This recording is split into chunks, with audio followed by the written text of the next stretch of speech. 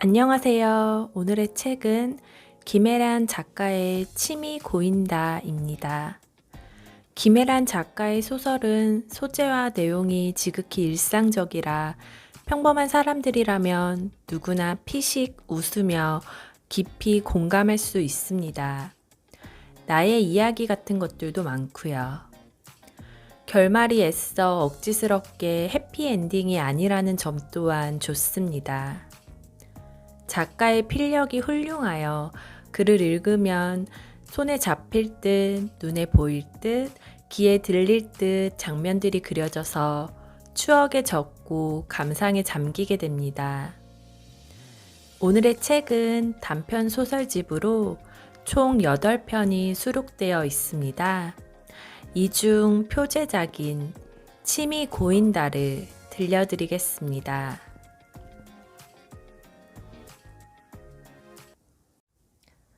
후배를 처음 맞은 날, 후배는 작은 손가방 외에 아무것도 갖고 있지 않았다. 후배가 갖고 있던 것은 자신이 그녀의 대학 후배라는 것, 그리하여 우리는 만났고 만난 적이 있다는 믿을 수 없을 만큼 모호하고 상징적인 명함 한 장뿐이었다. 후배는 이야기 속 나그네처럼 하룻밤만 묵고 갈 수 있을지 물어왔다. 담담하고 점잖은 말투였다. 그녀는 망설이다 그러라고 했다. 인정 없는 선배로 소문이 나고 싶지 않았을 뿐더러 하룻밤 정도야 아무래도 좋았다. 그녀는 후배에게 이불을 펴주고 목욕물을 데워주었다. 그런 뒤 자신이 왜 후배를 허락했는지 진지하게 고민해 보았다. 하루쯤 좋은 사람이고 싶었던 걸까? 그것이 혹 부탁이라 할지라도 사실은 거래에 가까운 교환들이 이루어지는 사회에서 이렇게 일방적이고도 순수한 부탁이 밀고 들어오자 기쁜 듯 당황해버린 탓이었을까? 그녀는 후배를 선뜻 들인 나머지 자신이 혹 오래전부터 어떤 요구와 결례를 간절히 기다려온 것은 아니었을까 생각했다. 후배가 욕실에서 나오자 그녀는 뭐 먹을래? 편한 옷 줄까? 스킨이랑 로션은 여기 있고 이건 아이크림. 수분크림은 저기 있어. 베개 높은 거 줄까? 낮은 거 줄까? 와 같은 물음을 산만하게 쏟아냈다.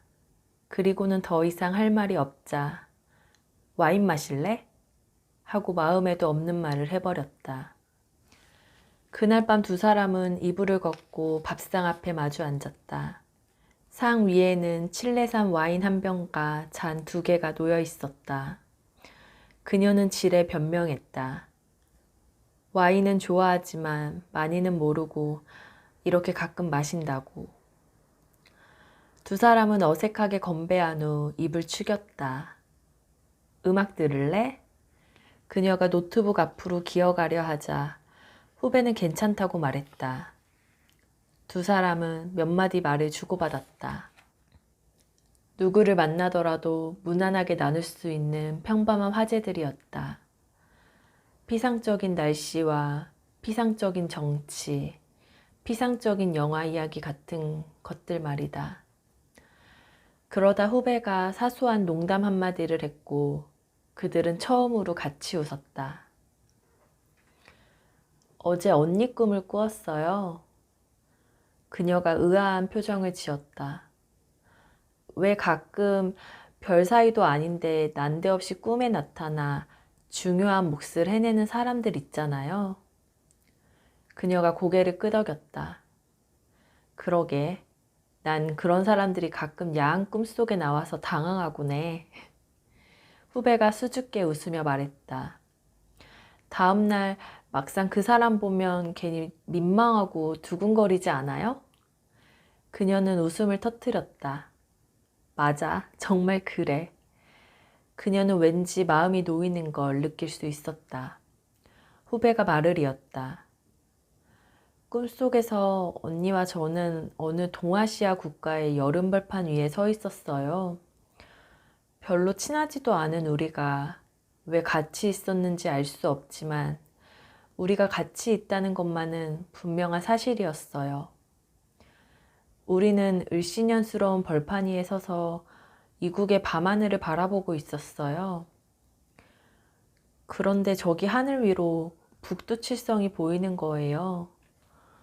그것은 이상하게도 너무 낮게 떠 있었고 하늘 위에 있는 거라고는 그 7개의 별이 전부였어요. 그녀는 호기심을 갖고 다음 이야기를 기다렸다. 우리는 별이 보이는 곳으로 다가갔어요. 그리고 곧 아연해지고 말았어요.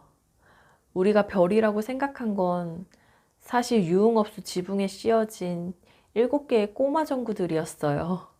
그녀가 소리내어 웃었다. 너 순 거짓말쟁이구나. 후배가 정색을 하고 말했다. 아니에요, 정말이에요. 후배는 말을 이었다. 그런데 그게 전구라는 걸 안 순간 이상하게 안심이 되었던 기억이 나요. 두 사람은 많은 얘기를 나눴다. 그녀는 뭐가 우스운지 가끔 허리를 젖혀 웃었다. 그녀는 달콤하게 취해 비스듬히 몸을 이었다. 적어도 좋아하지 않는 직장 동료의 승용차 뒤에 앉아 도착지까지 쓸데없는 수다를 늘어놓아야 했을 때보다는 낫다고 생각하면서 어쩌면 유통기한이 정해진 안전한 우정이 그녀를 여유롭게 만들어 주었는지도 몰랐다. 하루란 누구라도 누구를 좋아할 수 있는, 얼마든지 자신이 원하는 대로 근사해질 수도 친절해질 수도 있는 시간들이었다. 그리고 꼭 그러려는 것은 아니었는데도 자신의 선의가 후배의 재담으로 보답받는 느낌을 받았다. 후배는 목소리가 좋았다. 두 사람은 금세 와인 한 병을 다 비웠다. 그녀가 반쯤 감긴 눈으로 쿠션에 기대 앉은 사이 후배는 가방 앞에 쪼그려 앉아 부스럭거렸다. 그녀에게 뭔가 보여주고 싶어하는 눈치였다. 후배는 그녀 앞으로 다가와 앉았다. 그런 뒤 가만 손바닥을 내밀었다. 손 위에는 작은 나무 상자 하나가 놓여 있었다. 모양은 단순했지만 손때가 묻어 그윽하게 반질거리는 상자였다. 후배가 나직하게 말했다. 언니, 제가 재미있는 얘기 해드릴까요? 그녀가 고개를 끄덕였다. 상자를 보니 궁금한 마음이 들었다. 제가 여기 온 건 그동안 신세를 지고 있던 집에 차압이 들어왔기 때문이에요. 제게 눈치를 준 건 아니지만 저는 그곳에 있을 수 없었어요. 그녀는 긴장했다. 이런 식으로 알량한 선의 한 번에 원치 않는 비밀을 듣게 될까 두려웠다. 제가 어릴 때 많이 돌아다니면서 자랐거든요. 저 학교에서도 근로장학생이었잖아요. 그녀는 후배가 근로장학생이었는지 기억나지 않았지만 앞으로의 이야기가 어둡고 충격적인 것이 아니길 바랬다. 그런 이야기를 남기고 가기에 이곳 13평형 원룸은 너무 좁지 않느냐고. 어디서부터 말해야 할지 모르겠지만 별 얘기 아니니 편하게 들어요, 언니. 그녀가 어색한 미소를 지었다. 후배는 담담하게 말을 이었다. 어릴 때 시립 도서관에 가본 적이 있어요. 정확하게는 기억나지 않지만 우리 집에서 버스로 2시간도 넘는 거리에 있었던 곳 같아요. 그녀도 도서관에 처음 가본 게 중학교 때였다는 걸 떠올렸다. 후배는 기억 속의 도서관을 이리로 모셔오듯 먼 곳에 살고 있는 자신의 표정을 얼굴 위로 불러왔다. 그날 엄마 손을 잡고 거대한 정적 속으로 들어가던 순간 제 가슴이 무척 두근거렸던 기억이 나요. 후배의 눈빛이 장님처럼 아득했다. 그녀는 상자를 내려다보았다.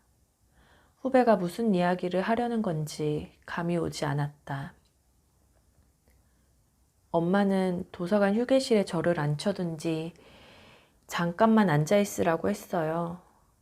책 좀 빌려오겠다면서요. 그런 뒤 제 손에 껌 한 통을 쥐어줬어요. 심심하면 이거 씹으면서 놀고 있으라고. 그녀가 고개를 끄덕였다. 엄마가 열람실로 들어가자마자 껌 하나를 꺼내 씹었어요. 입속 가득 그윽한 침이 고여 자꾸 입맛을 다셨던 기억이 나요. 저는 의자 위에 앉아 사람들을 구경하며 놀았어요. 그곳이 뭐라는 데인지 잘 몰랐지만 정숙해야 한다는 것만은 알고 있었던 것 같아요. 그녀가 고개를 끄덕였다. 그런데 아무리 기다려도 엄마가 오지 않는 거예요. 저는 초조했고 그래서 또 껌 하나를 꺼내 씹었어요. 10분이 지나고 20분이 지나 단물이 다 빠져버릴 때까지요. 엄마는 오지 않았어요. 그녀는 뭔가 참 익숙한 이야기를 듣게 되는구나 싶어 그것이 익숙하다는 이유만으로 후배의 불행과 상관없이 좀 피곤한 느낌이 들었다. 저는 불안해서 자꾸만 풍선을 만들어 불었어요. 그걸 펑펑 터트리며 혼자 놀라는 연습을 했어요. 정말로 곧 놀라는 순간이 오게 될까봐. 저는 세 번째 껌을 씹으며 열람실 안에 들어가 보기로 했어요. 껌은 한 통에 6개가 들어있잖아요. 도서관은 조용한 곳이니까 엄마가 어디선가 잠들어 있을지 모른다고 생각했어요. 저는 엄마를 찾았어요. 책들이 다 비슷하게 생겨 어디가 어딘지 알 수 없었지만 그 안이 미로 같았던 탓에 더더욱 엄마가 거기 있을 것만 같은 느낌이 들었어요. 저는 목이 메어 4번째 껌을 씹었어요. 한 통을 다 씹을 때까지는 확신할 수 없는 거잖아요. 그렇잖아요. 그렇지 않다면 엄마가 굳이 껌을 한 통이나 주고 갔을 리 없잖아요. 그녀는 당황하여 고개를 끄덕였다. 엄마는 얼마나 많은 책을 빌리는 것이기에 그렇게 늦는 걸까요? 도서관은 무서울 만큼 조용했어요. 저는 5번째 껌종이를 벗겨냈어요. 바스락 소리가 책장 넘기는 소리와 함께 사그라지고 설탕 파우더가 입혀진 껌을 둥글게 말아 입속에 털어넣었어요. 엄마는 없었어요. 가슴이 아팠지만 목 놓아 울 수는 없었어요. 만일 제가 도서관에서 운다면 그건 아마 세상에서 제일 큰 울음이 될 테니까요. 그녀는 후배의 말을 심각하게 듣고 있었다. 엄마는 끝내 오지 않았어요. 후배가 잠시 그녀의 얼굴을 바라봤다. 그리고 이게 마지막 껌이에요. 후배가 상자를 내밀었다. 그런 뒤 조심스럽게 상자 뚜껑을 열었다. 그녀는 홀린 듯 상체를 기울여 상자 안을 들여다보았다. 납작한 인상껌 하나가 반드시 놓여 있었다. 그녀는 숨이 멎는 것 같았다. 정말? 후배가 되물었다. 뭐가요? 아니야. 머리를 맞댄 두 사람 사이로 침묵이 흘렀다. 그녀는 벨베디에 우아하게 누워있는 인상껌을 한참 동안 쳐다봤다. 포장지는 눅눅했고 빛이 발해 있었다. 아무리 인상껌이라지만 몸에 아주 해로울 것 같아 보였다. 그 다음 후배의 행동은 참으로 놀라운 것이었다. 껌을 집어들더니 망설일 것 없이 반으로 푹 쪼개는 것이었다. 그녀가 깜짝 놀라 물었다. 왜 그래? 후배가 말했다. 언니에게 주려고요. 그녀의 얼굴이 파랗게 질렸다. 그녀는 수류탄을 든 채 자살기도하는 탈영병을 달래듯 간절하게 외쳤다. 그러지 마. 후배는 방긋 웃으며 대꾸했다. 괜찮아요. 껌의 절단면이 파르르 흔들렸다.